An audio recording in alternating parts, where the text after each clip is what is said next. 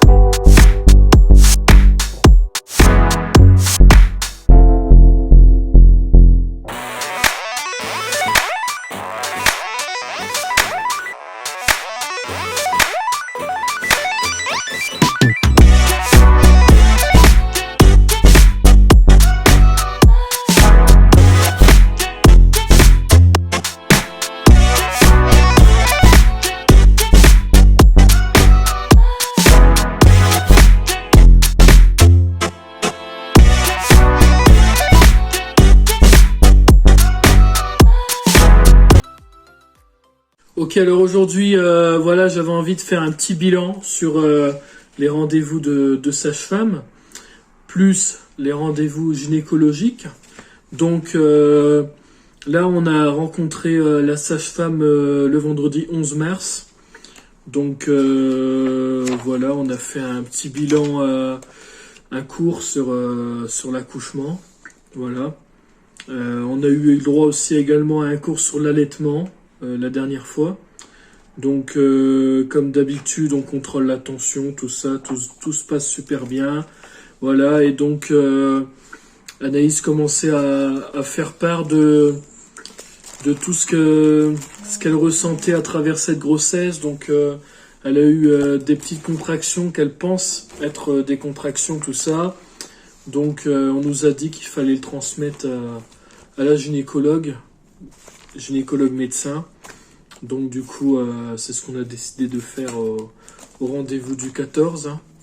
Donc du coup, pour parler du rendez-vous du 14, alors j'ai avec moi la fiche qui récapitule un peu le rendez-vous du 14. Donc 14 c'était un suivi normal, basique, voilà. Donc on aperçoit que le bébé grandit super bien, voilà. Donc il fait déjà 1,875 kg, voilà. On a une taille à peu près de 84 mm, voilà. Donc du coup on est sur ça. Alors c'est au niveau du BIP, ce que j'ai lu. On était à 30 semaines aménorrhée et 3 jours. Donc c'était une échographie transabdominale comme d'habitude. Donc c'était vraiment satisfaisant. On voit des mouvements fœtaux. On a vu une présentation céphalique dos à droite comme d'habitude. Le bébé il est toujours situé comme ça depuis un moment. Et on avait une bonne fréquence cardiaque de 161 BPM. Voilà. Donc liquide amniotique normal exactement. Donc voilà, on peut voir également un fœtus pour la conclusion de bonne vitalité, de croissance satisfaisante, avec des biométries conformes avec le terme, et puis le poids que je vous ai cité, estimation à plus ou moins 15%, ainsi que voilà une présentation céphalique dos à droite, comme je voulais préciser. Donc voilà un peu le bilan, un peu de ce rendez-vous. Mais justement, durant ce rendez-vous, madame a voulu préciser un petit peu tous ces soucis qu'elle avait pendant cette grossesse. Donc du coup, elle a échangé sur ce niveau-là pour dire qu'elle avait ressenti des contractions, qu'elle avait son ventre assez dur, tout ça. Donc la femme a conseillé d'aller faire un monito pour contrôler si tout va bien aux urgences. Donc on a pris le dossier pour aller aux urgences, pour faire un monito.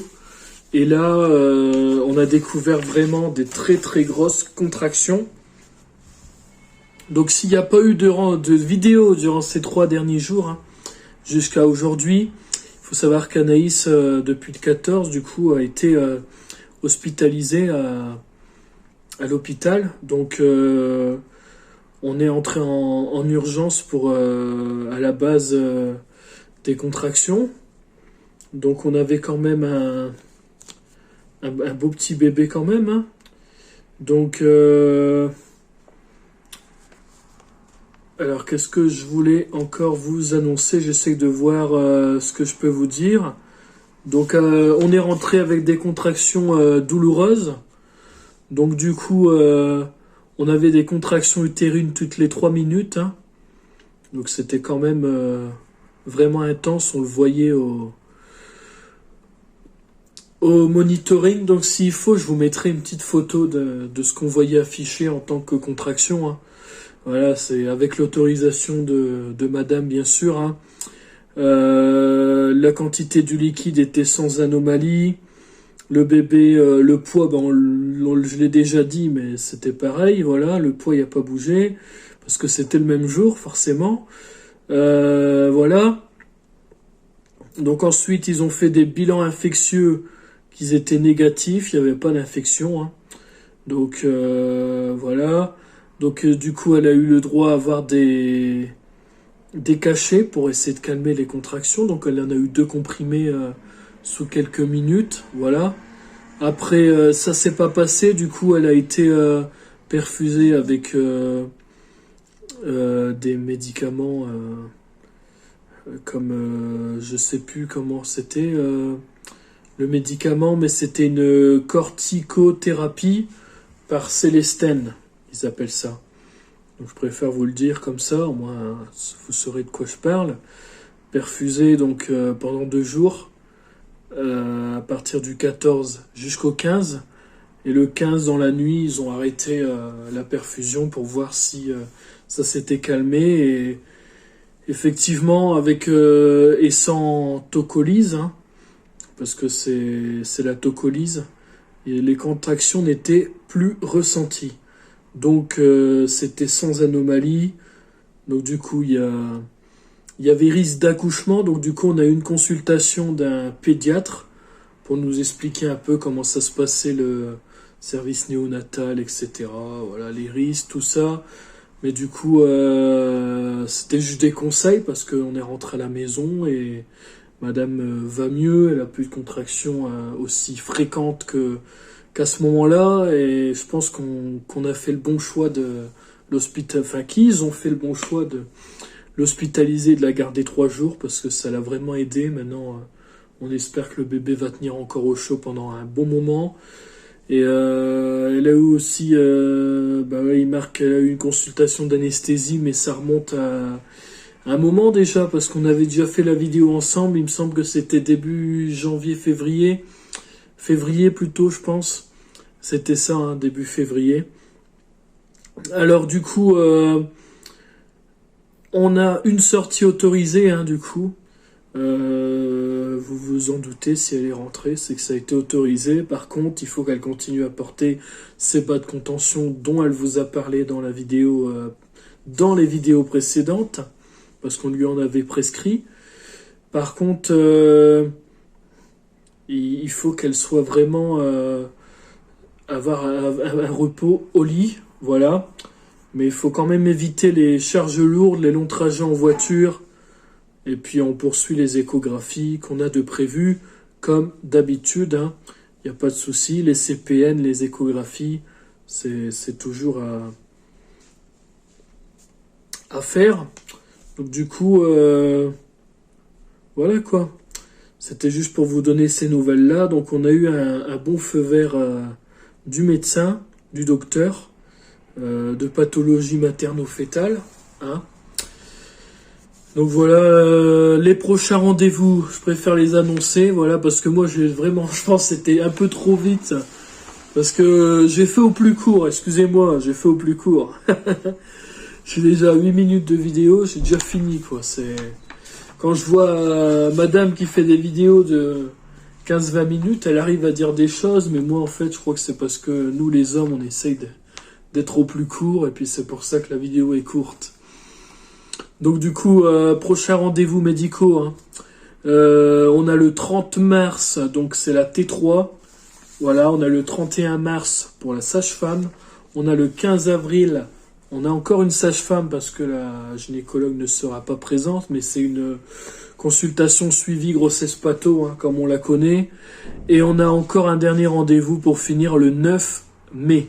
Voilà, avec un terme le 27, je le rappelle, hein.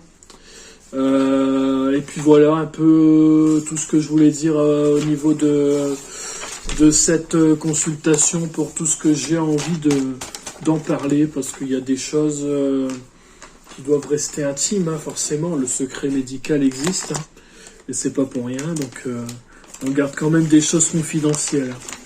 On vous lit pas non plus tout le papier entièrement, donc du coup, voilà un peu le bilan de cette hospitalisation service grossesse pathologique, hein. Donc du coup, madame est rentrée, elle va mieux. Enfin, elle est rentrée que depuis le début d'après-midi, hein.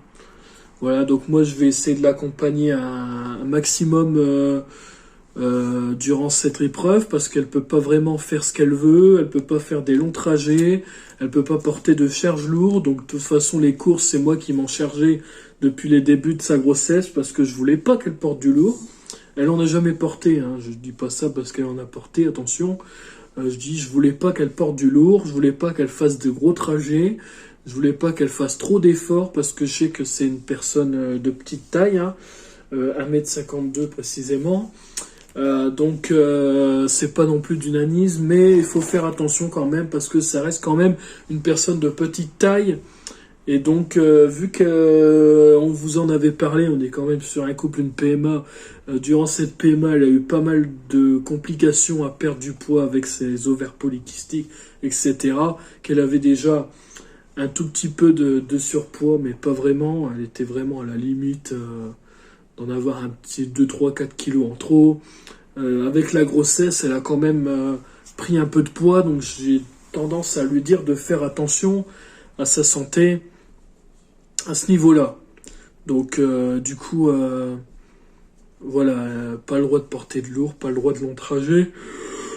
Et forcément, si elle voit qu'en faisant même des petits trajets, elle a des contractions, faudra qu'elle reste plus allongée que debout. Donc c'est pour ça que je vais être là pour lui faire à manger, pour essayer de lui rapporter un peu ce qu'elle veut, tout ça.